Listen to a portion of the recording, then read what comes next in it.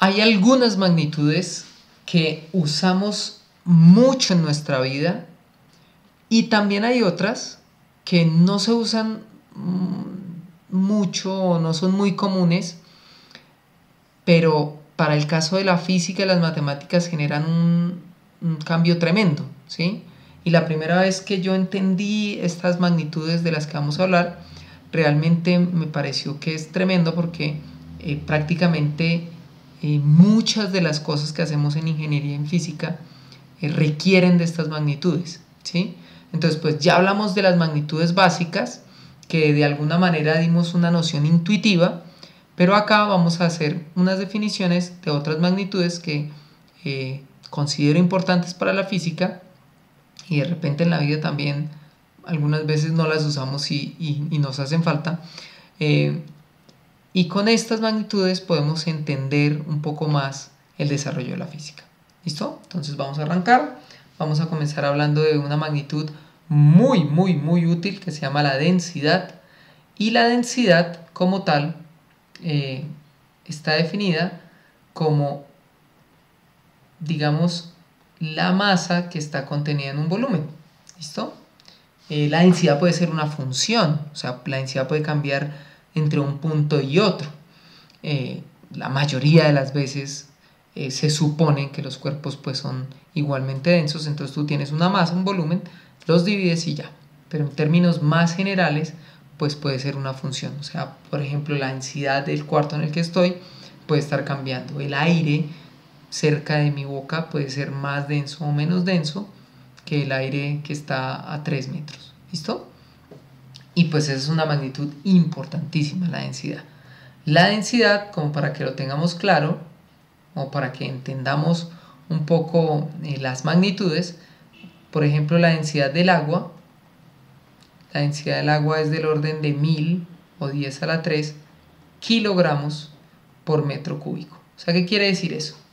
Quiere decir que si yo cojo un metro cúbico de agua, y lo peso, va a pesar 1000 kilogramos. ¿Listo? 1000 kilogramos un metro cúbico de agua. Entonces, pues, se pueden imaginar más o menos. O también lo podemos ver en otro sistema de unidades, de pronto un poco más conocido, sería 1 gramo por centímetro cúbico. ¿Listo? Esa es la otra forma de medir la densidad. Digamos con otras unidades. 1 gramo por centímetro cúbico. Tengo 1 centímetro cúbico, pues eso me va a equivaler a 1 gramo de agua. ¿Listo? Esa es, digamos que, la relación más importante, porque a partir de ahí también hay otra magnitud que se define mucho, que se llama la densidad relativa. Y usualmente la densidad relativa es una densidad respecto del agua. No siempre, puede ser respecto a otra característica. Usualmente la densidad relativa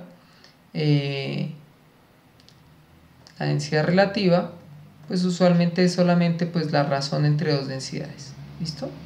Entonces, pues por ejemplo, se puede usar la densidad relativa respecto del agua, pues teniendo en cuenta que el agua es un elemento muy usado y muy conocido por todos, ¿no? Pues somos prácticamente agua, entonces pues mucha gente lo conoce. Entonces la densidad relativa es comparando las densidades con las del agua. Esto en mecánica de fluidos es bien usado, la densidad relativa, porque usualmente comparamos la densidad de un objeto que está metido en el fluido con el fluido. Entonces esa densidad es muy usada. ¿Listo? Y esa es una magnitud muy importante, la densidad. Ahora, otra magnitud muy importante en física es el ángulo. ¿Sí? No me voy a poner aquí a hacer definiciones de matemáticas de qué es un ángulo. Pues digamos que la imagen intuitiva de todos de un ángulo son pues 2 líneas, y yo quiero medir la abertura entre esas 2 líneas, pues uso un ángulo. ¿Listo? En física también es muy usado el ángulo, pero el ángulo usado en otras magnitudes, que se llaman los radianes. ¿Cómo funcionan los radianes? Pues imagínense que esto es un arco. ¿Listo? Y pues este arco tiene una longitud, la voy a llamar L. Y pues este arco lo hemos construido a partir de un radio de una sección circular R mayúscula. Entonces este ángulo definido en radianes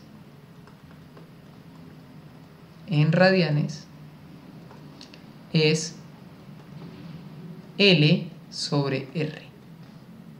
¿Listo? Pero hay algo muy chévere que tiene el ángulo en radianes, y es que los radianes como tal no son una unidad, o sea, no tienen magnitud, porque mira, esto es unidad de longitud y unidad de longitud, entonces es adimensional. Y esto es muy importante que sea dimensional, porque como es adimensional, lo puedes poner en cualquier lado y no le estás cambiando las dimensiones. Por eso es tan importante tener el ángulo en radianes, sobre todo cuando trabajamos con funciones, función seno, coseno, tangente, adentro de ese ángulo en radianes, y tenemos otras magnitudes que quitan o que mantienen esos ángulos en radianes, que son la frecuencia, el periodo y este tipo de cosas relacionadas con oscilaciones. ¿Listo? Entonces por eso el ángulo en radianes es tan útil en física. Y otro ángulo que es muy útil, muy usado, sobre todo en electromagnetismo, es el ángulo sólido. ¿Listo? ¿Y de dónde sale el ángulo sólido? ¿Cómo nos podemos imaginar el ángulo sólido? Pues aquí podemos ver que tenemos una longitud, ¿sí? Una longitud cualquiera, una longitud de arco, y esa longitud de arco la relacionamos con un círculo y la pusimos en un círculo, y a partir de ponerlo en un círculo definimos el ángulo en radianes.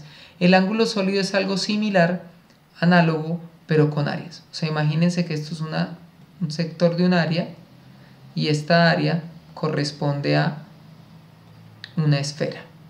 ¿Listo? Entonces esto es un radio, esta es una superficie, la voy a llamar S, y ese ángulo o esta abertura que tengo acá, como este cono que está acá, la longitud de este cono es lo que yo llamo el ángulo sólido. ¿Listo? Ángulo sólido. Y pues el ángulo sólido, si hacemos una analogía con como determinamos el ángulo en radianes, pues no es más que la superficie sobre el cuadrado del radio de esa esfera. ¿Listo? Ese es el ángulo sólido. Tengan en cuenta que algunas veces realmente esta superficie pues no es de esta forma, de repente es una superficie así, ¿ok? O como torcida, ¿listo? O tal vez la hacemos así, digamos la superficie que queremos es esta, pero esta superficie yo la puedo poner en términos del ángulo sólido si la convierto con una normal. ¿Listo? O sea, la convierto a través de un ángulo normal en una superficie sobre la esfera. ¿Listo? Y este ángulo que está formando acá es el que me permite sacar esa superficie normal. ¿Sí? Entonces, en ese caso, el ángulo sólido va a ser la superficie por el coseno del ángulo sobre r cuadrado. ¿Listo? Entonces ahí es donde vemos cómo podemos transformar ángulos sólidos a partir de superficies irregulares. Esto que está acá en electromagnetismo es magia. O sea, cuando yo comencé a aprender ángulos sólidos y verlos en electromagnetismo, para mí fue magia, fue una cosa tremenda, espectacular. ¿Listo? Y esas son tres magnitudes importantes que debemos tener en cuenta: densidad, ángulo y ángulo sólido. Con esas tres hacemos muchas cosas interesantes en física, y con esas tres aprendemos mucho sobre cómo relacionar magnitudes. Entonces espero que les haya gustado el video. Ya saben en dónde me pueden encontrar. Si tienen alguna pregunta, con mucho gusto me escriben y yo les ayudo. Y espero que les haya encantado el video, que se suscriban, que le den el pulgarcito y todo eso. ¿Listo? Nos vemos. Hasta luego.